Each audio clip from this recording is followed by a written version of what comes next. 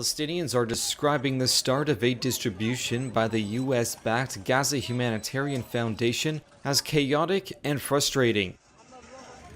At a distribution point in central Gaza on Thursday, Abu Eid Abu Rakba told Reuters he found that the, quote, process was chaos, asking, quote, who is in charge of this? The Gaza Humanitarian Foundation, or GHF, a private group backed by the United States and endorsed by Israel, began operations this week. The rollout has seen distribution sites overwhelmed by Palestinians seeking desperately needed supplies. Some, like Mohammed Isa, arrived only to leave empty-handed. It is frustrating. I have 21 people. If I need a kilogram of flour, it is for 100 shekels. We can't buy it. They said there is aid, so we came running. I can't even walk, and when I came, they told me there is nothing left. Some have carts carrying boxes, and one cannot get 1 kilogram of flour or a bottle of oil. This is not right. I feel frustrated. What is this? This is chaos. Chaos. The start of GHF's operation has raised international pressure on Israel to get more food in and halt the fighting in Gaza. The new system has been heavily criticized by the United Nations and other aid groups as an inadequate and flawed response to the humanitarian crisis left by Israel's 11-week blockade on aid entering Gaza. Video from Tuesday showed thousands of people rushing fences in Rafah, forcing private security contractors to retreat. On Thursday, GHF said it had opened a third distribution hub and had so far supplied a total of just over 1.8 million meals. More sites are due to be opened in the coming weeks. Israel imposed the blockade at the beginning of March, saying supplies were being stolen by Hamas and used to entrench its control over Gaza. Hamas denies stealing aid and says it has protected aid trucks from looters. Even as thousands made their way to distribution sites, Israeli jets continue to pound areas of Gaza. Palestinian medical workers said at least 45 people were killed on Thursday, including 23 people in a strike on the Barej camp in the central Gaza Strip. Israel's government has approved 22 new Jewish settlements in the occupied West Bank, despite its allies' threat of sanctions. Far-right Finance Minister Bezalel Smotrich, who pushes for Israeli sovereignty over the West Bank, wrote on X on Thursday that the new settlements would be located in the northern West Bank, without specifying where. A growing number of European countries are demanding that Israel end the war in Gaza, and Britain, France and Canada this month warned Israel they could impose targeted sanctions if it continued to expand settlements in the West Bank. Palestinian residents of Al-Murayya, near Ramallah in the West Bank, accused settlers of attacking their village and burning their crops on Wednesday, part of a rise in settler attacks targeting Palestinian residents. In Kariut, near Nablus earlier this week, Palestinians said settlers threw stones at houses and burned cars. Our houses are not safe anymore, this resident says. Settlement activity in the West Bank has accelerated sharply since the war in Gaza, now in its 20th month, adding to escalating Israeli military operations against Palestinian militants. Israeli media cited the Defense Ministry as saying that among the new Jewish settlements were existing outposts that would be legalized and entirely new settlements. Around 700,000 Israeli settlers live among 2.7 million Palestinians in the West Bank and East Jerusalem, territories Israel captured in the 1967 war. Israel later annexed East Jerusalem, a move not recognized by most countries. But it has not formally extended sovereignty over the West Bank. A U.S. appeals court on Thursday reinstated President Donald Trump's sweeping tariffs, a day after a trade court ordered an immediate block on them. The Court of Appeals for the Federal Circuit in Washington provided no opinion or reasoning for reinstating the tariffs. White House trade advisor Peter Navarro said that U.S. tariffs would remain in place for now. The tariffs remain in place. The court told us, they didn't all but tell us, they told us, go do it another way. So you can assume that even if we lose, we will do it another way. And I can assure the American people that the Trump tariff agenda is alive, well, healthy, and will be implemented to protect you, to save your jobs and your factories, and to stop shipping foreign wealth, our wealth into foreign hands. My fellow Americans, this is Liberation Day. Waiting for a long time. The trade court's ruling on Wednesday threatened to kill, or at least delay, the imposition of Trump's Liberation Day tariffs on most U.S. trading partners. But the White House said the ruling had not interfered with any negotiations with top trading partners that are scheduled in the days ahead. Wednesday's order to block Trump's tariffs had given financial markets a brief boost, but Thursday's turn of events left Wall Street with no clear direction. Analysts said broad uncertainty remains over the future of Trump's tariffs, which have cost companies more than $34 billion in lost sales and higher costs, according to a Reuters analysis. Donald Trump has not been a fan of Fed Chief Jerome Powell. I call him Too Late, Too Late Powell, that's his nickname. On Thursday, he summoned Powell to the White House to tell him he's wrong to hold off on rate cuts. Both sides confirmed that the meeting happened at the president's invitation. In a statement afterwards, the Fed said Powell told the president that future monetary policy would depend entirely on economic data. White House spokeswoman Caroline Leavitt set out Trump's take. The president and I both saw the statement that the Fed put out after the meeting. That statement is correct. However, the president did say that he believes the Fed chair is making a mistake by not lowering interest rates, which is putting us at an economic disadvantage to China and other countries. And the president's been very vocal about that, both publicly and now I can reveal privately as well.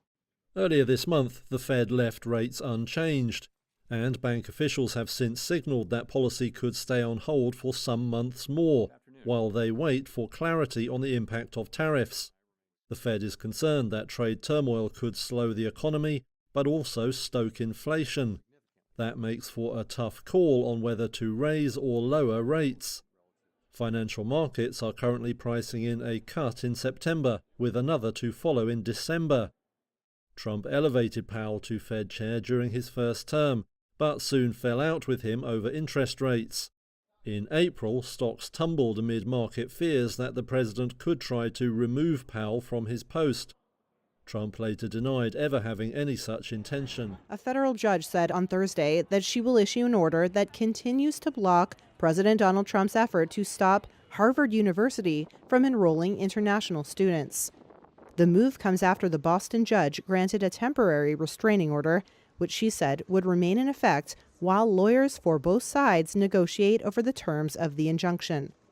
Harvard student Kevin Donahue was outside the courthouse during Thursday's hearing. I think it was clear that the judge was sympathetic to the concerns that international students are suffering harm and may suffer harm from the government's attempts to kick them out. But one thing that struck me was that even with the order being issued, there's some harm that's being done just by the process itself and the uncertainty. The judge's decision came shortly after the Trump administration revealed it plans to pursue a new, lengthier administrative process to block the students' enrollment. The U.S. Department of Homeland Security sent Harvard a notice late Wednesday night saying it would give the Ivy League school 30 days to submit evidence to contest its plans. The plans involve revoking Harvard's certification under a federal program, allowing it to enroll non-U.S. students.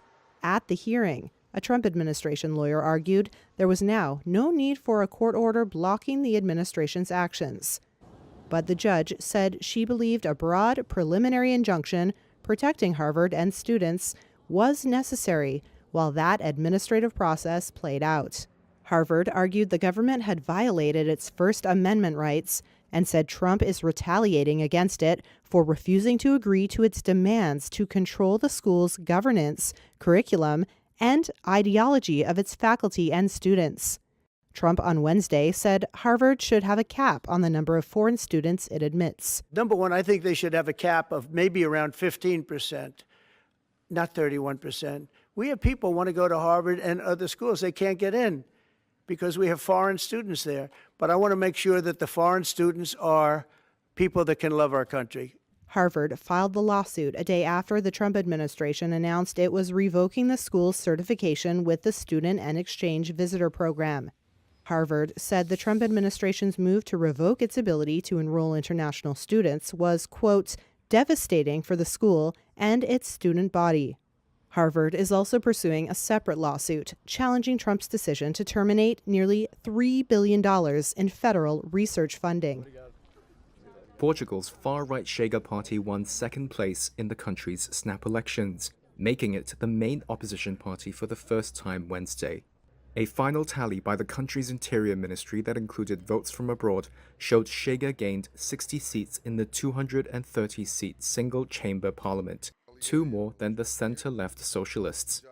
Chega leader André Ventura founded the party just 6 years ago.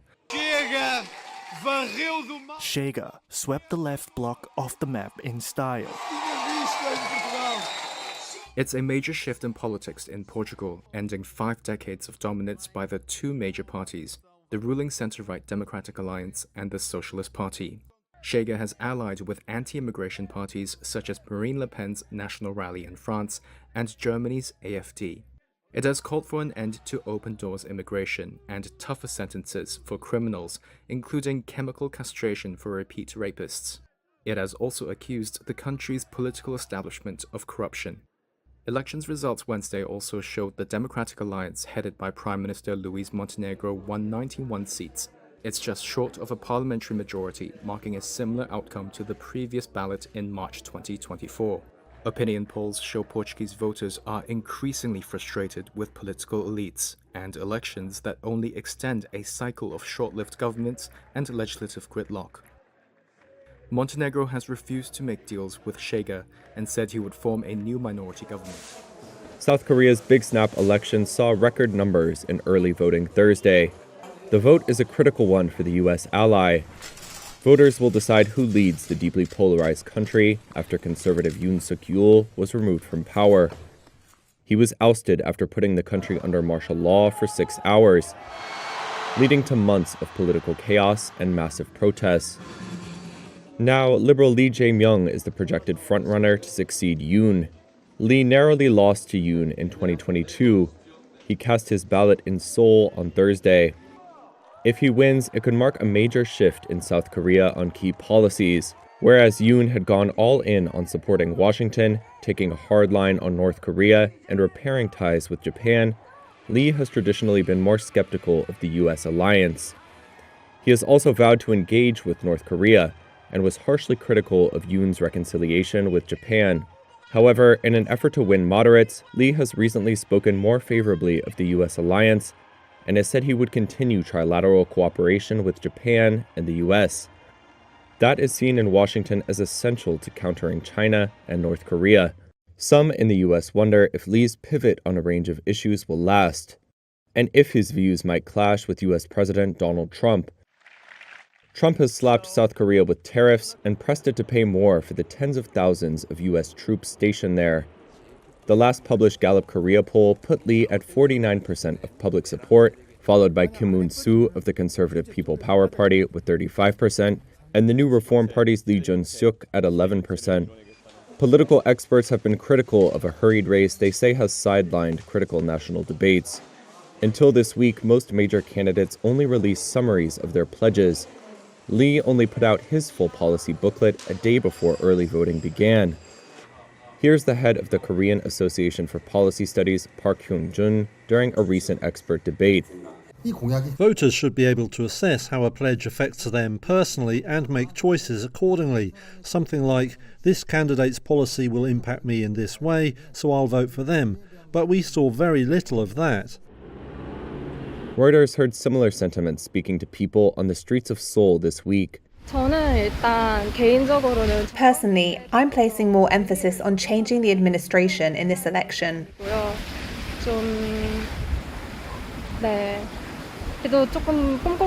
Still, I do wish they would present their pledges in a more detailed way. Those criticisms do not appear to be keeping South Koreans from the ballot box, however.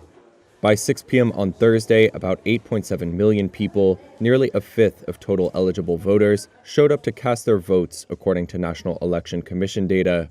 That is the highest turnout for this stage of a presidential poll, and several points higher than the vote in 2022.